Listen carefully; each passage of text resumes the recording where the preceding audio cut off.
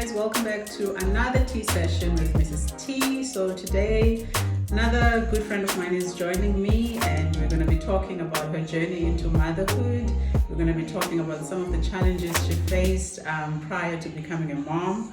We're also going to touch on her fitness journey because as I'm speaking, this lady is a fitness junkie. So I'm looking forward to hearing her story, and hopefully it inspires somebody out there and it encourages somebody to also look on the positive side. So I hope you enjoy this conversation. Please, if you do like it, give it a thumbs up, and you also subscribe if you haven't subscribed. And I'll chat you guys again in the next video. God bless you. Welcome, gorgeous lady. I am talking today. Firstly, hi everyone. Today I'm talking to yet another good friend of mine, like I said, Mrs. Masige, but better known as Ntabi. And we are going to be talking about her journey into motherhood. I am so interested to hear what you have to say, babe, and looking forward because I've read about your journey. Hence, I wanted then for us to have this conversation because I think it will inspire someone out there. My channel is all about encouraging and inspiring people out there with our stories because our stories are not just unique to us. So I'm looking forward to hearing your very rich story. So please introduce yourself. Hi everyone, finally I'm having tea with Mrs. T. She's not holding her teacup, but anyway. I want to say thank you so much for having me on this show, babe, because it's so uplifting. It's for women.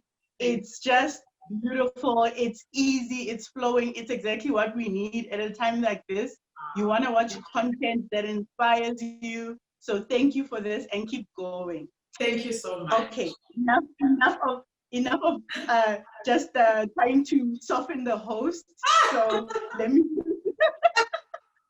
I love you. You know that. So my name is Ntabi Matike. I'm 35 years old. I'm a mom of two beautiful kids, a girl and a boy. My girl is 7 years old and my boy is 4. I'm super blessed. I have an amazing husband, an amazing family. Like, I'm very supported, and I'm just lucky. I'm lucky, and every day I live it like that, like a lucky person, a blessed person, a fortunate person. So yeah, I'm very excited to share my story and hope that other women can see that there is a change. There's a lot of things that can happen. You don't have to be in the dark for long. God sometimes just puts you in challenges, but you always overcome, you know? So I'm excited for that.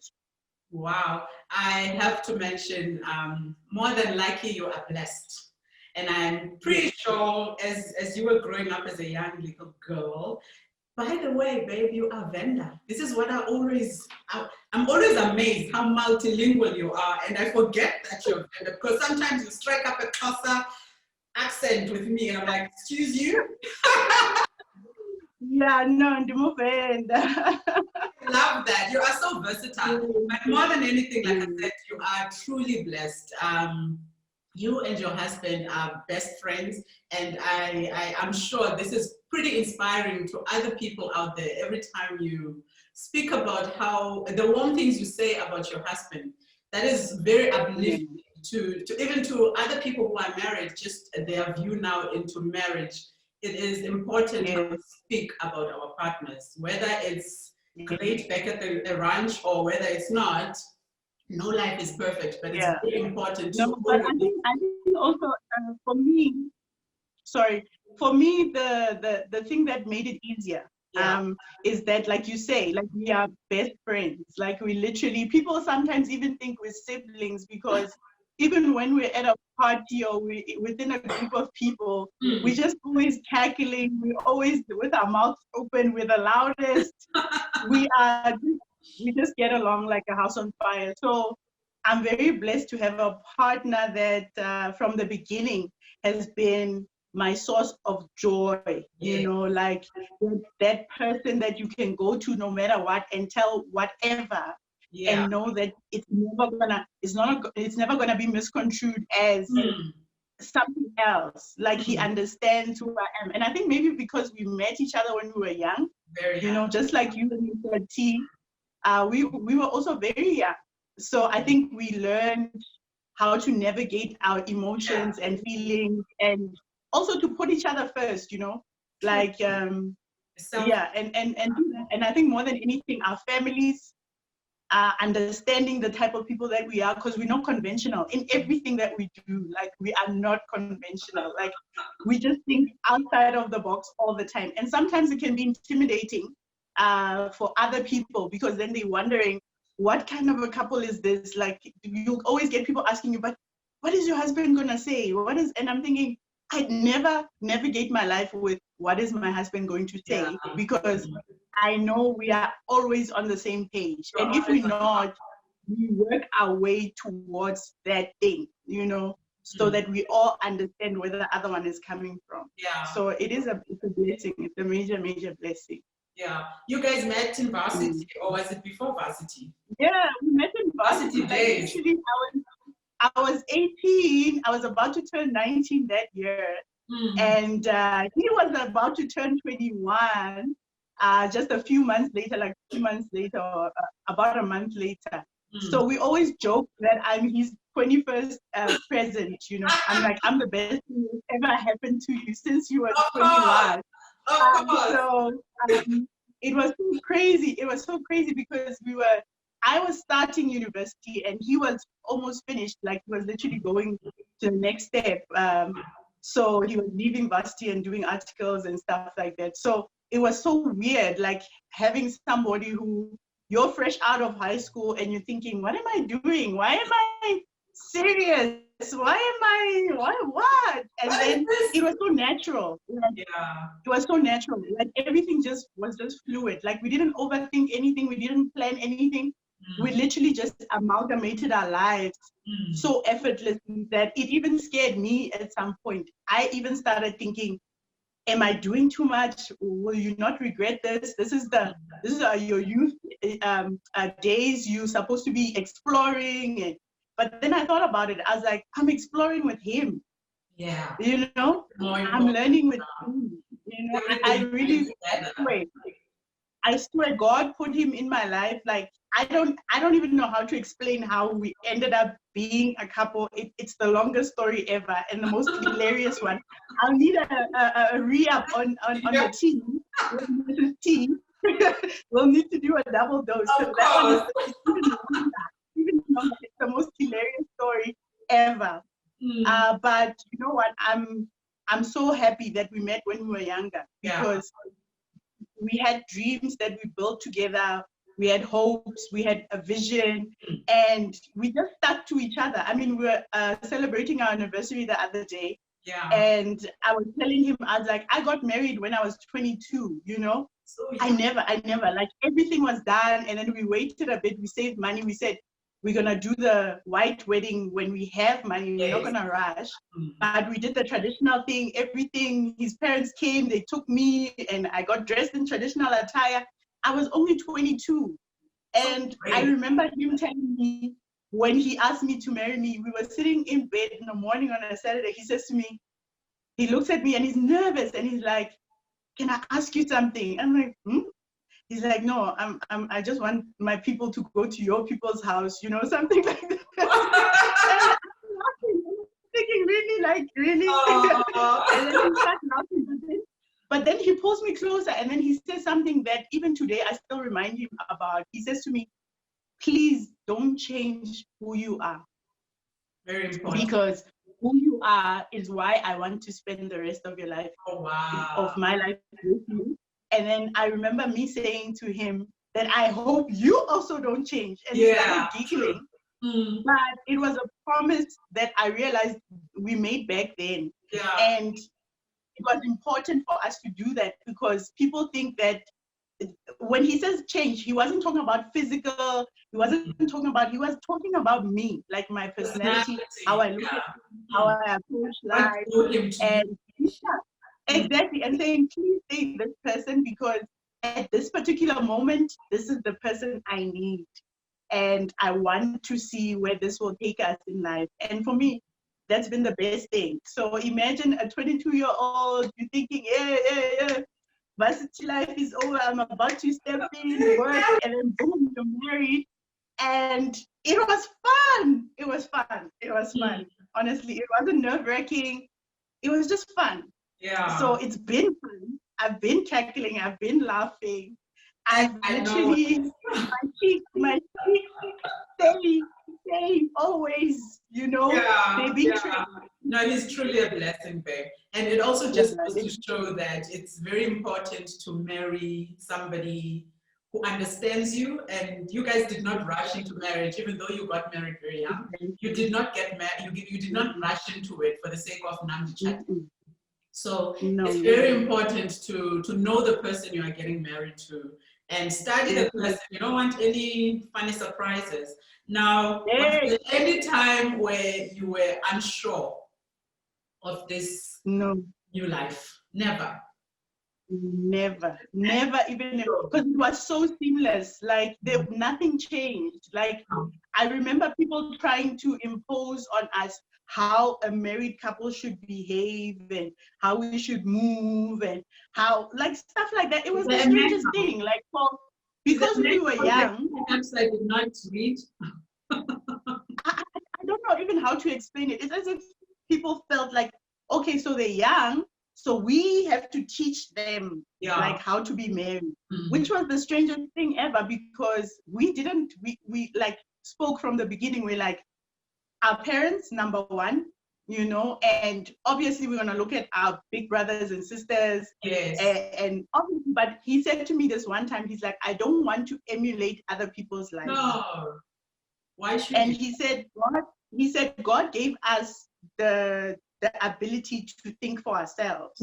So when you can be able to ask for advice and somebody can give you that advice without imposing their ideals and actually listen to where you're coming from and actually tell you, okay, I know you're young, but you know, when I was young, and then that's when we knew, okay, no, this is not the advice we want, because when you were young and right now are like, you're also still making your own mistakes. Exactly. So we protected our youthfulness.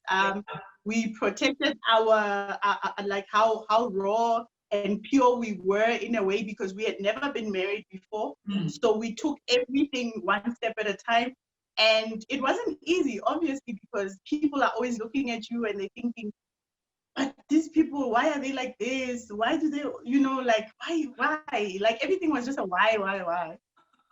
But we stuck to our guns and said, this is who we are. You know, people will learn to accept us. You know, we always used to have a slogan. It was the funniest thing. It's either you're with us or you're against us. And if you're against us, we still don't care. We're cool, you know?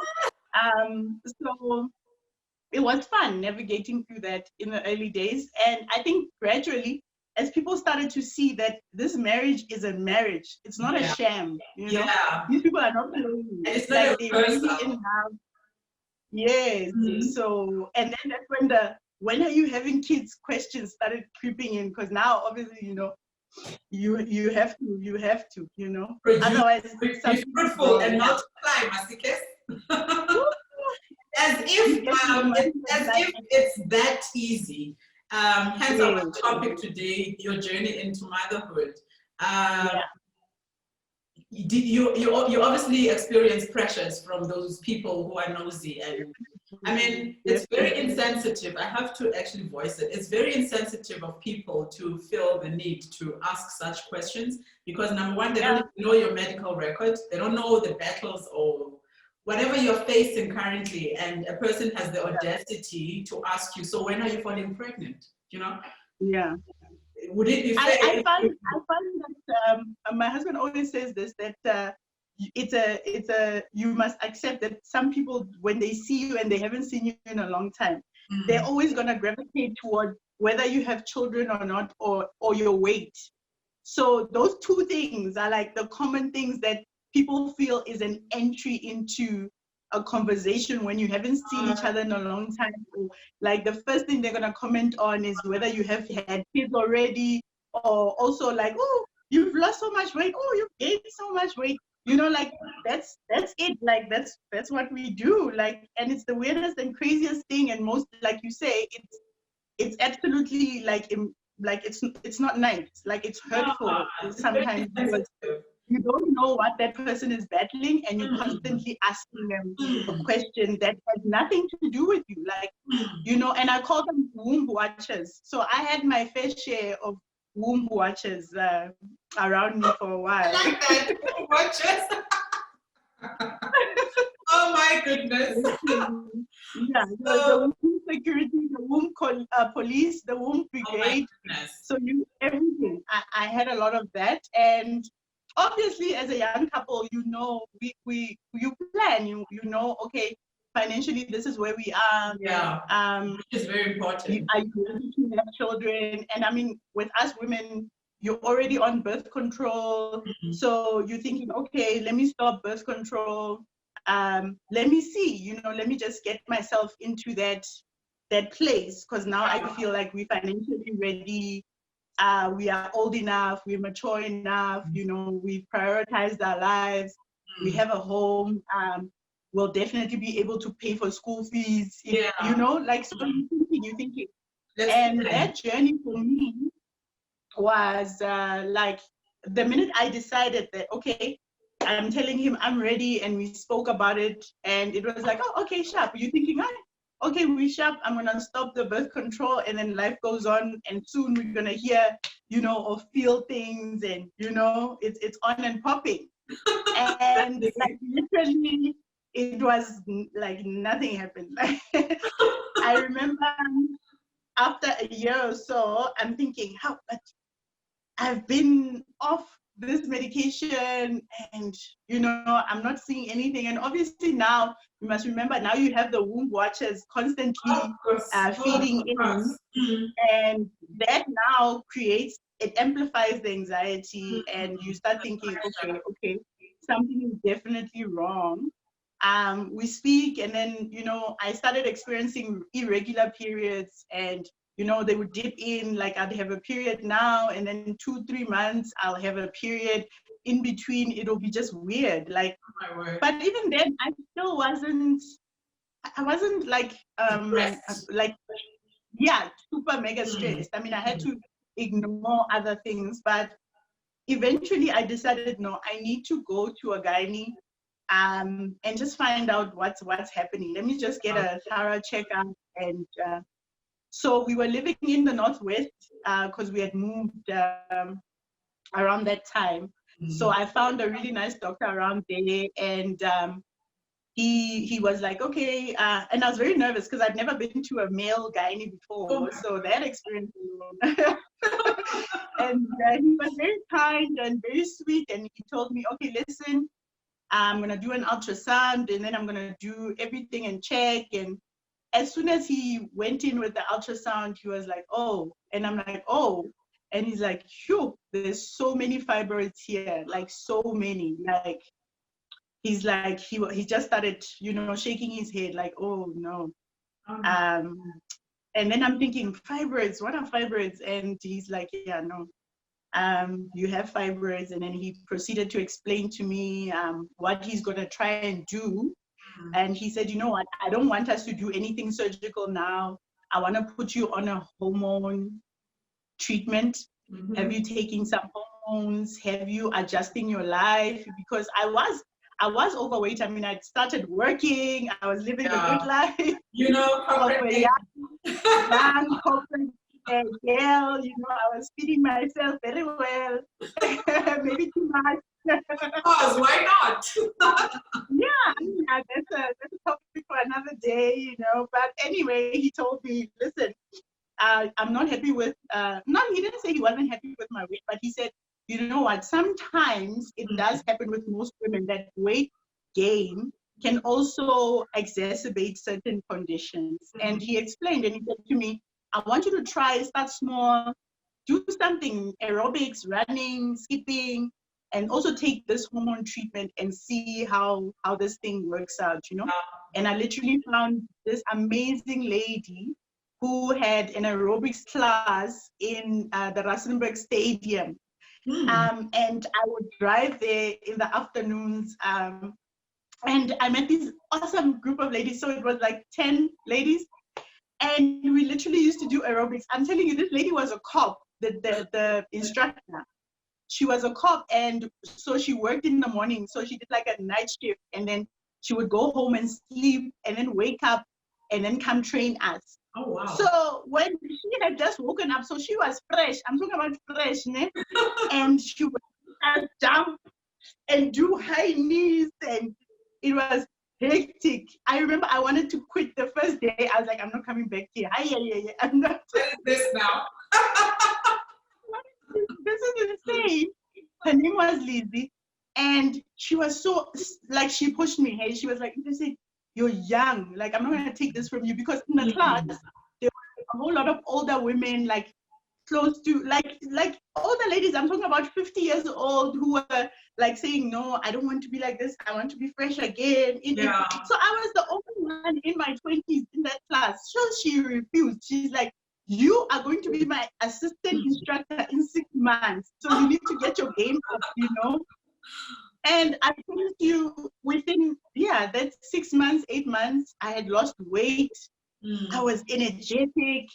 I was a different person. Like, I loved the energy that I had. I felt like I was reborn, And then, with the grace of God, I just realized this one time, I peed on a stick, because I was like, okay, listen, I know I haven't had my periods, but they were normalizing. Yeah. They were actually starting to be normal. They were starting to be regular, and then they stopped all of a sudden. And then I thought, I'm gonna go to the pharmacy. I called the guy, and he's like, no, go do your own urine test. You don't need to come here. I think it's good news, Yeah. And like, literally, I'm smiling all the way to the pharmacy, And I waited for the next morning, and literally I bought those, when they just came up on the market. I didn't care how expensive it was. I was like, this is my last money. Those ones that tell you how many weeks. Yes. Yes. And like, literally it said 5 weeks. Yo, babe. Yeah. I was. Praise the Lord.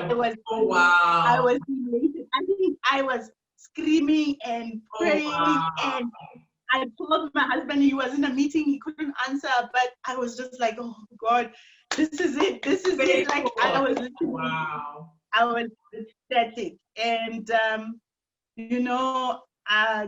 when I realized that this is really happening, I didn't even have any fear, like that maybe it might not happen. Maybe, no, I didn't do that. I didn't allow myself, because I said, I fought hard to get here. So I'm going to enjoy this journey with my unborn child. I'm going to carry her with love, surround her with love, because at that time I didn't even know I was having a girl. But I had that thing where I was just like, I just want a girl. Blessing from God, babe. You know what? I had this thing. I was talking. I was like, a girl. And like, literally, when I found out it was a girl, I almost jumped off the table, because I was so excited. And I must say, you've met her. Like, she's like me. Sweetie pie of note. But she acts like her mom. So I'm happy with that. But definitely. And I'm sure as she's growing, she's becoming a more little Mrs. Masike. But anyways, it also just goes to show that when you are not focusing too much on something, because you went to your gynae and he told you, look, do this and this, and you were not stressing about it, checking all the time. Is it happening now? I went for a jog. Homework, love, is it going to happen now? You were just living your life naturally, because even the way we think sometimes can work against our bodies. What we feed our minds. Now, if you're always fearful and always anxious, that cannot serve you in this journey you are attempting to go in. Yeah. Wow. No, I promise you, I immersed myself into that process, because I found a family of women, and it was such a beautiful thing. I felt like it was a blessing, because I was alone, because I'd moved to a new province. And as much as I'd known some of the people, I knew because they were family, but I didn't have my own people close to me. So these women became like, we supported each other. Like, Yeah, so I even forgot why I went there in the first place, and just got so enthralled in what we were doing, how much fun we were having, how much we were changing each other's lives, listening to their stories, and realizing, because sometimes you have to meet people so you can realize how blessed you are. Because as human beings, we are like that. We get complacent, you get comfortable, you think, woe is me. Exactly. So those women for me, and also because they were older, like they were my older sisters, some were even like my mom, like we took care of each other. And it was such a blessing. It was such a blessing that I completely forgot whatever that I was stressing about and got caught up in that. Yeah. So that was very, very nice. I also think it was a blessing that you guys had to move to the Northwest during the time you wanted a baby, because now, as you say, everyone is in Joburg and the womb watchers, perhaps they are in Joburg, the pressures of life in Joburg. You can't run away from womb watchers. You can't run away from these watchers. They are everywhere. Oh my you will find them everywhere. Oh my goodness. But I still believe it was a blessing for you guys to just distance yourself, and be all alone there with strangers, start afresh, and then come back then. And there were two, and now there were three, What a joy. Was it also complicated now falling pregnant the second time, or it was seamless? No, let me tell you, we came back to Joburg, and what happened was I feel like the same thing of now you coming back, and then you have to realign yourself into what used to be, because that's the mistake that I think I made initially. I thought when I come back to Joburg, my life will be like it was before, in a sense of I will still have the same people that I had before or whatever. And then obviously you're a new mom, you're navigating that on your own. And as Tisato got older, I think I also started to relax. I got so caught up in her that I kind of drifted away from me again. And I got caught up in, like, I'm a mom, I'm a wife, I have to take care of them. They matter, their happiness. Actually forgetting that my happiness builds on our happiness, which then feeds into their happiness. It's such a beautiful thing how it starts from here and then it moves to them, and then it's a unit. And obviously now with me being so caught up in the mom role and mothering pieces, I literally started eating badly again. I went into that slope again. And the weight gain was just like boom. And then something said to me, what happened the last time when you did this? And I said, no, I'm going to start looking for a gym. So I think this was just about to turn 4. And then I said, no, I'm looking for a gym. I looked for a gym around my neighborhood, and then I found Fight Club, the boxing gym. And before then I thought, oh, okay, well, I do it, whatever. And then I thought, no. And then I didn't go initially. But then I went. I ended up going. And as soon as I was thinking, oh, okay, I'm losing weight, I can see, oh, okay, we are conquering, I'm getting back to myself, the confidence is coming. And then all of a sudden, and mind you, by then, I had also went back to irregular periods. So this is my thing. I had also stopped because I had stopped. I thought, you know what, I'm going to stop the pills because birth control, because I just didn't like it. Like I had acne, I felt bloated. So it wasn't necessarily me saying I want a child, but it was just me saying, I just want to take a break. And literally, as I got into my boxing journey, doing everything, I think I was like almost a year into it, and then I found out that I was 5 months pregnant. 5 months. Oh dear. But this is the thing, like I wasn't nervous. I was happy. I was thinking, what? Like really, a woman was the only thing was nervous of how intense the training that I was doing. You were doing, because yeah. me, I was really thinking, Guti, I want a six-pack, doing crunches, doing all kinds of crazy things. And I'm thinking, yo, my baby, like that's exactly what when they told me finals, I'm like, oh, I hope I wasn't hurting the child. How crazy I was going there. And then no, we found out, okay, no, the child is healthy, they're fine. Obviously, I was a little bit behind with the tests, some of the tests that they do, like in the first term. So I had to catch up on those. But it was so beautiful. We had my son, he was healthy, I was healthy. It was just nice. My husband was telling me that, imagine, like, this guy, he just didn't want you to have a summer boat, like he didn't want you to.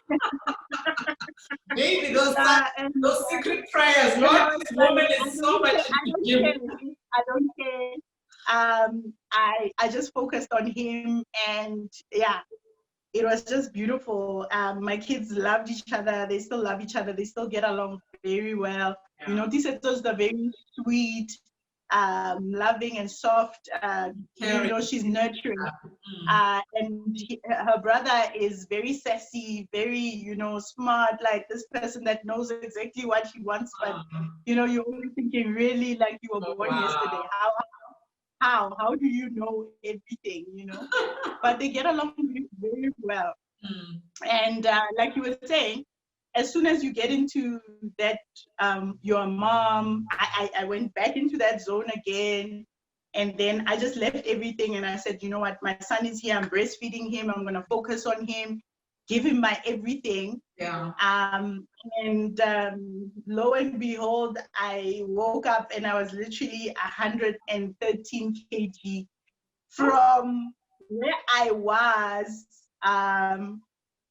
It was like, it happened overnight. Like, I don't even know how to explain to people how I woke up, and obviously you start picking up on certain things because I started getting tired a lot. I couldn't play with, Tiseto was like 4 years old at the time. And yeah, turning 5, and I got tired. Every time she's like, no, let's go kick a ball or whatever. And I was just, then I started to, because now you get into that thing where you would draw and then you start thinking, oh man, and this is what I wish somebody had told me then, that you have to love yourself no matter, like your weight is not a determinant of your happiness. Yeah. Like, but unfortunately, like, womb watchers, weight watchers, they will remind you constantly, they will take away from your joy. So even when people were coming to see your child, or people were seeing your child and you and your family in the streets, or you meet somebody at the supermarket, the first thing they tell you is how much weight you gained. Oh my God, look at your cheek. Oh my God, stuff like that. I got a lot. And I think I became, like you say, where you would draw and you're like, you know what, I don't have time for people. I want to focus on my family because my happiness, my sanity, and then I just closed myself in. And then I went for a pap smear, just as Pero was about 18 months. And I went to this lovely gynae here in Olivedale. And she had told, I just met her because I was so excited. I was like, oh, I'm done with male gynaes. I don't want male gynaes. I want a female gynae. Black lady, Dr. Kumata. And she was so sweet. And she tells me, okay, so we're just going to check. You just had a baby, this, stuff. And she's like, okay, because she's the one that delivered Tero. Okay. So she tells me, okay, let's just check on you. And she's like, yeah, no, let me just check on you because I was overdue for the pap smear. And she said, no, let's just do this pap smear. And then she checks everything and she's like, no, everything looks good. We do the pap smear. And then she explains to me, no, if there's anything, we will call you. But if we don't call you, then it means everything is okay. So, because I'm used to it because I've done it a couple of times. So I was very chilled. And then just this one Saturday, I get a call in the morning. And she tells me, and she's calling me because usually the assistant will call me for anything. And she says to me, and she says, Ntavi, we need to talk. You need to come to my office. because we got the results for your pap smear and it says abnormal. And for me, it's I just want to make sure that I check it so that we don't get to a place where it's something that we could have avoided and we just neglected it. So she's like, it's protocol, I have to call you in and then we have to just see what we can do. So I wasn't even like, I think I read online and I was like, I'm not going to do this. I'm not going to do the Google thing because I stopped myself halfway because I realized this self-diagnosing is dangerous. So I stayed away from it. And then I said, I'm going to wait to see that doctor and let her tell me what's happening. So I went to her office and I literally, she said to me, listen, this is my plan. I want to do another test. She's like, I want to do another test so we can drill down on what we're finding. So we did another pap smear and she told me, no, we're going to get the results quicker. So maybe expect it in like, it's like 3 weeks or something like that. And then she said, okay. Then we did the test and then I went home and she explained to me that, listen, this thing, she called me again and she's like, don't worry, because I couldn't talk to her at that time because it was just so busy. She told me, listen, I'm going to call you and just go through the stuff with you and explain to you what my plan was. So she told me we're going to do a couple of tests again. And that's what we did when I went in, right? So she called me after and told me, okay, after this test comes, then I will know what else to do. But my plan is, if it still comes back saying abnormal, I just want you to start thinking about doing a lifestyle change because we weigh, you get weighed all the time at the gynae as well. And she's like, I've seen a lot of women and most of them also go through this where if they are overweight, somehow, it just unbalances a lot of things. So she said to me, she's like, I hope you don't take this personally. It's not, it's not an attack. Like, I'm not trying to help you. It doesn't mean weight loss doesn't equate to like health or whatever. She's just saying, are you open to trying something different? And I said, okay, like, I used to go to a boxing gym, so I can go and definitely see how that's happening because I like that. She's like, yeah, I want you to do something that you love so that it doesn't feel like, And I remember that next week I went back to Fight Club and I registered myself and then I started gymming and I literally gave it all to God and I was like, God, this is your thing. This is your territory. I don't know what is happening. I don't know what is going to happen, but for me, I'm just stepping in faith and I'm just going to enter this place and just see what I can do. Because, sometimes you pray to God and you say, God must save you, but what have you done to meet him halfway? So I literally thought about it a lot and I was like, this is my role, so I will play my role. Yeah, and keep the faith, else to God. Yes, that the results come back, and say something else. And she literally came back to me and called me. So I was probably like a month in the gym. And then she tells me, do you want to come back again? I want us to do this test again because this thing is stressing me. It's still showing abnormal results. And I before we do any surgery or anything like that, I just want to do it one more time, and she had this faith, like, let's just try one more time, like, before we rush into cutting you up and taking this and that. So, excuse me. So I remember at that time, I literally had like this giant lump in my throat. I can imagine. I'm getting emotional even right now. I was very stressed, super and stressed. You just had a baby. And I just had a baby. I think for me, it was just like, when your life flashes before your eyes and you're literally thinking, what if I have a second chance? Like, how would I want to live my life again? Like, if I was given that second chance. I didn't think of what if it is cancerous and what if, no, I didn't do that. I actually said to myself, what if you have a second chance to What live would you do differently while you're differently? what would you do differently? And that's exactly what I set forth to do. Yeah. So she told me, listen, I want you to, we're gonna come, you must go, and then we're gonna wait like 2 months and then do another test and just see. So I want you to go out there, push as hard as you can. Do, and she was already telling me, I can see so much of a difference with what you look like from that other time you came with your test. The weight was dropping. Like, I was thinking differently. I was behaving differently in a sense that I realized I need to focus on me. You know, there's nothing wrong with being a loving mom, sacrificing and whatever. But at the end of the day, if you're gonna get caught up to a point where you're eating badly, you're hardly sleeping, you know, because you are a mother, you're a full-time mother. Like, I mean, I didn't have a helper, I didn't have a nanny, so I felt overwhelmed. And I think food was that thing that I went to when I had my, like, even, I don't even know when, because I hardly had time to eat. So I think the bad eating came in on, you're so hungry because you've been up all night breastfeeding.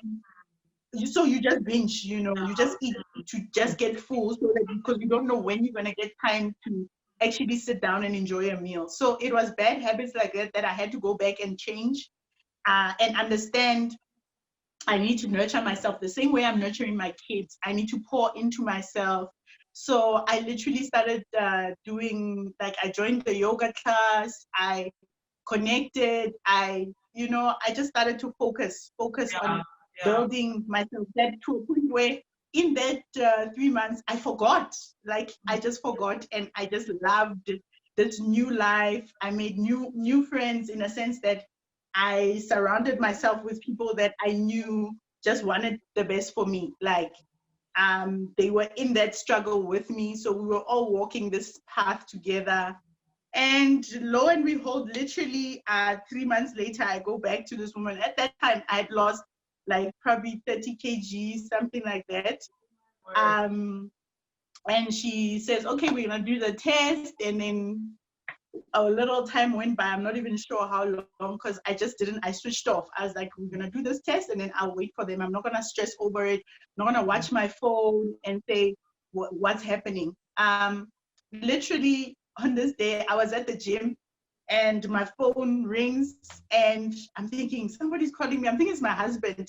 So I ran because, I always want to get my husband's phone because I love talking to him so much. And sometimes when I'm at the gym, I like to give him stress. I'm like, yo, you don't know. I was lifting, I get so excited. So I run, like, and then I see, no, this number, I don't know this number. So I don't answer it. And then I go back to training. And literally, I get a voice message. So I listen to the voice message as I'm walking out of the gym. I swear to you, I like almost fell over. The doctor was telling me, she's like, I'm saying, we did it, you did it, babe. I'm so proud of you. Oh, wow. The results came back and you are just perfect. Wow. You don't have to worry about this thing. She's like, you did it, you fought, God did it. And she was like, God did it, he fought for you. And I was there by the gym door, like bawling. Like, I'm sure the guys at the gym, we were thinking, this woman, what is wrong with this woman? I didn't care. I think I cried, Leila. I cried. I called my husband. I could hardly contain myself. I was crying. And then at that moment, I knew, I was like, this is it. Like, this is that thing that had to click for me to know that I need to take care of myself. I've gotten a brand new lease on life. I need to start thinking differently.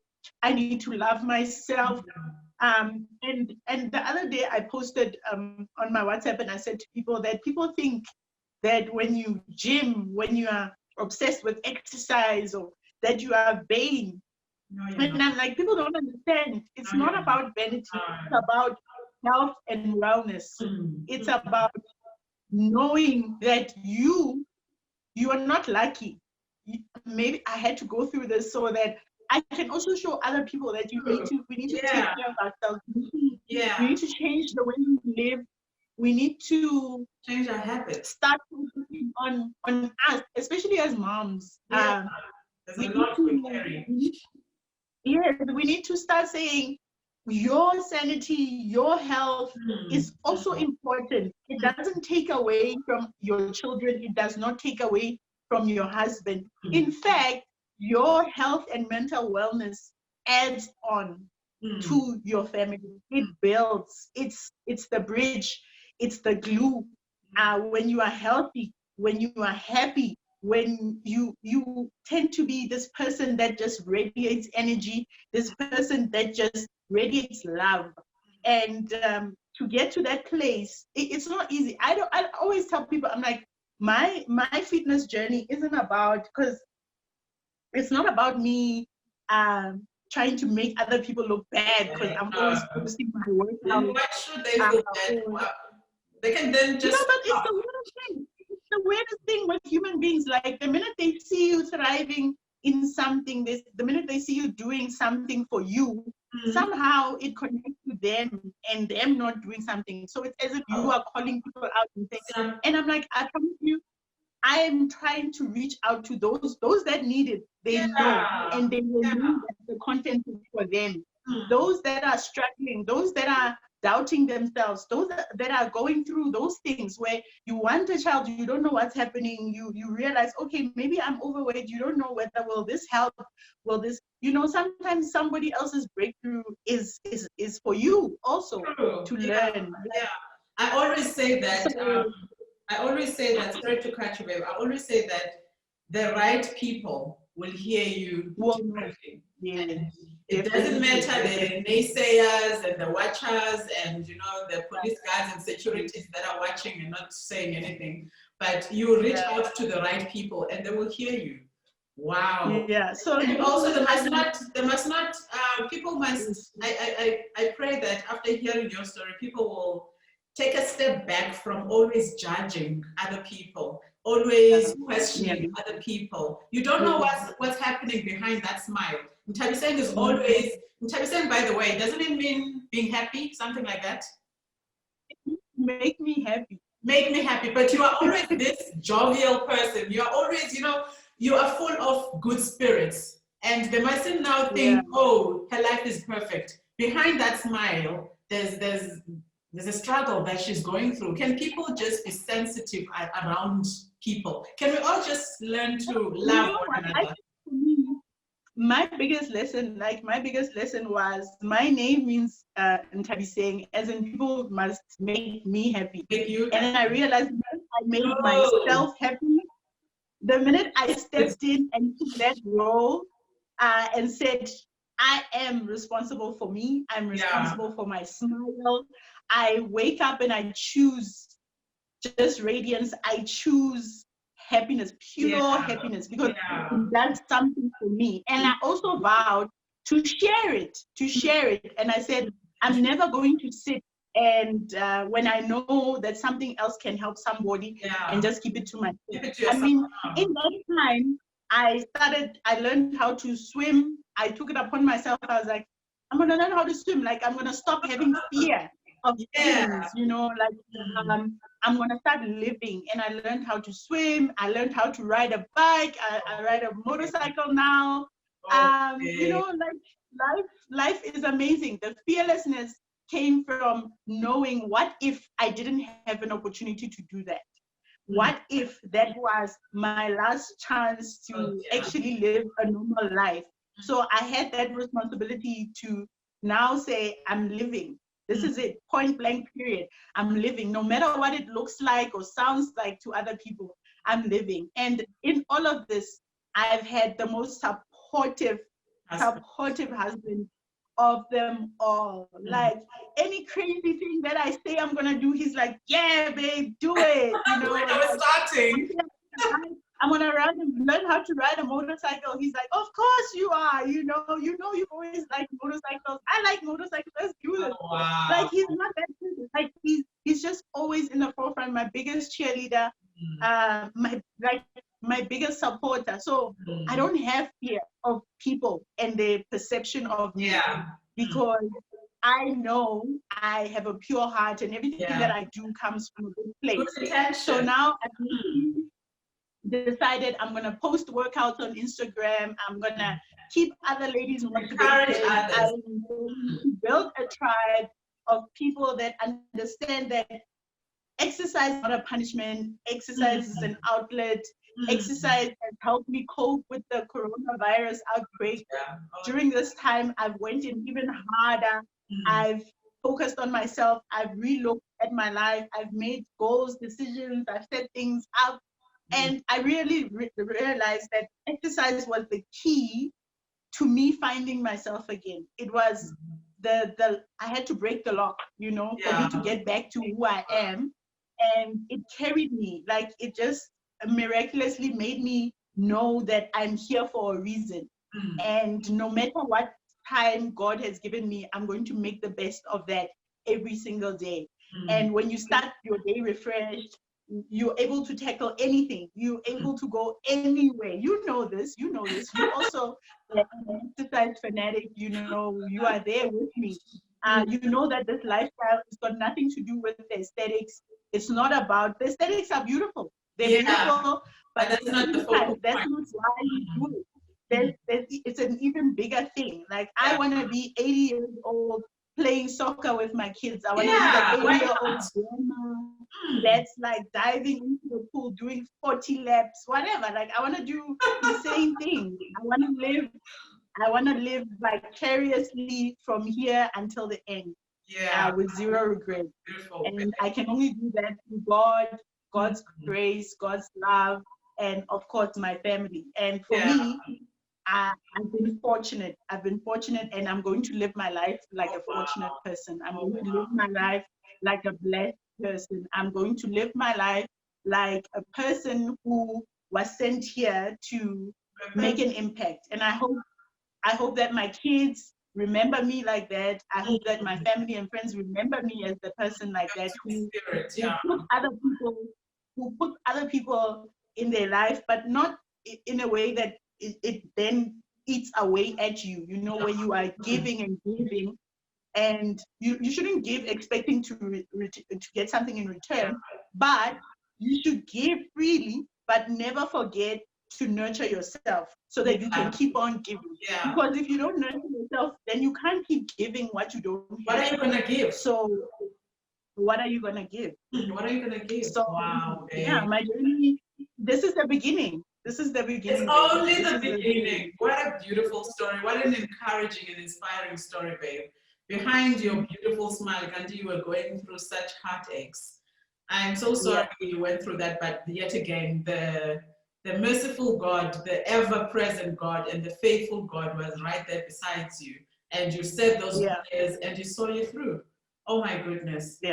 If this could just be, and like I'm going to reiterate again, if this could just be a lesson for us ladies, sisters, can we uplift each other? Can we stop judging each other? And, you know,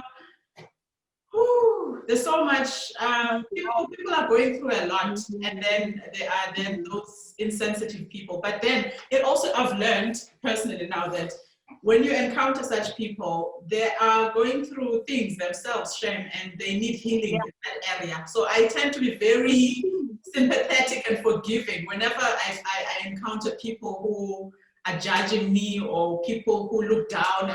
You know what, I'm thinking, I have my own life to live, sister, live yours too. But if you could just lose the attitude, this world would be a better place, you know? No, definitely. I think, but you know what? I feel like there's a lot of women. There's a lot of women that are for women.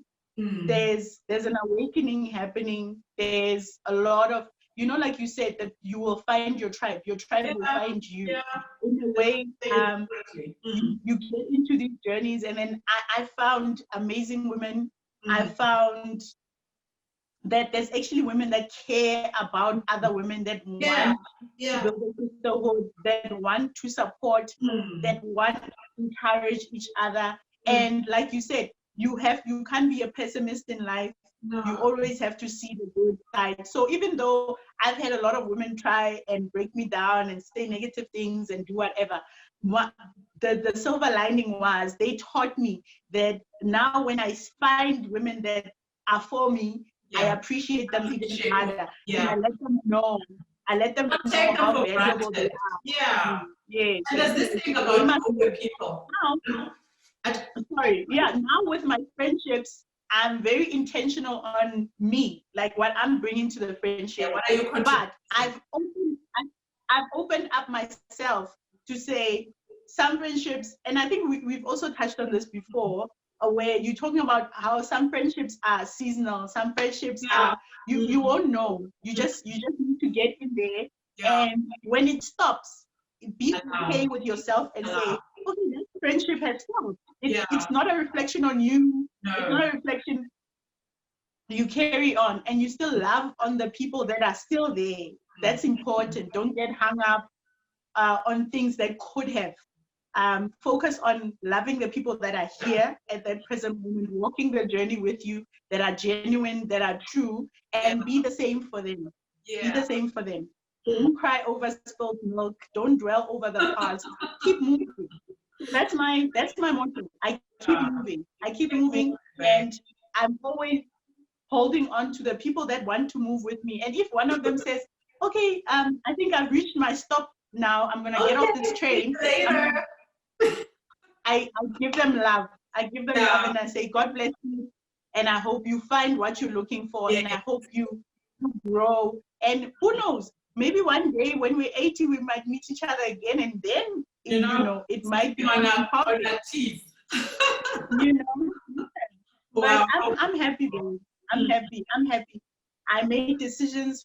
I make decisions that are good for me, and that's what I'm gonna keep doing. And I hope that whoever decides to follow me, like I'm always ready to give advice. Not that I'm an expert in training or whatever, but in terms of what works for me, I'm always telling people. I'm always sharing. So people are always welcome to ask me questions.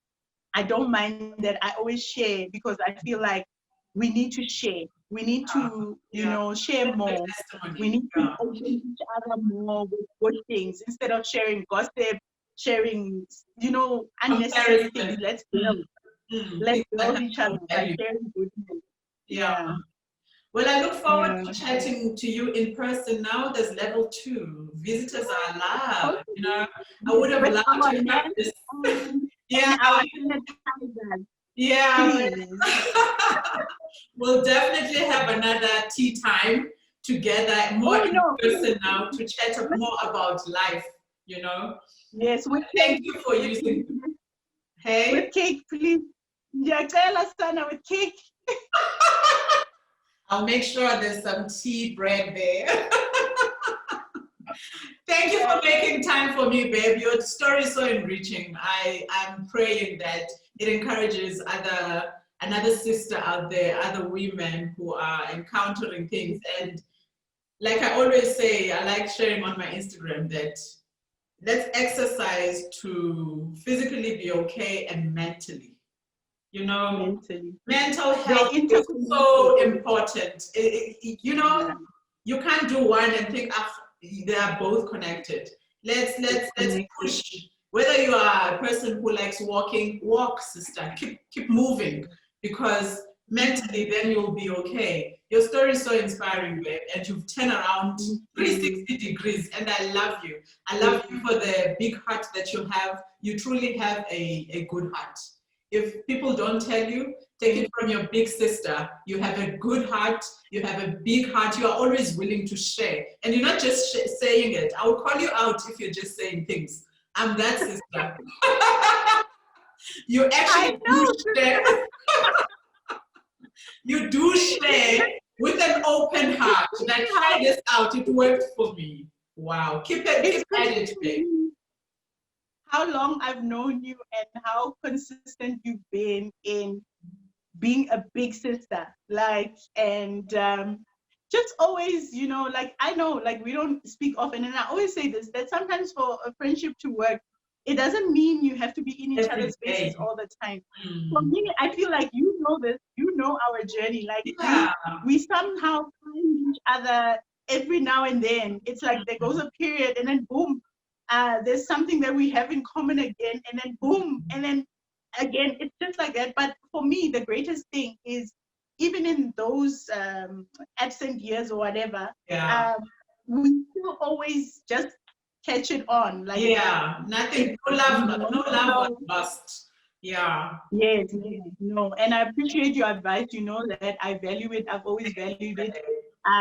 So this platform, I'm very honored. Thank you so much for asking me to share my story. And God bless you. God keep you inspired and loving to do this because it's necessary. Women need to talk. Women need to share. Women need to grow together. But we can only grow if we share our stories and we guide each So other important. and we stop being ashamed of things and start being open and honest and realizing that you have to live.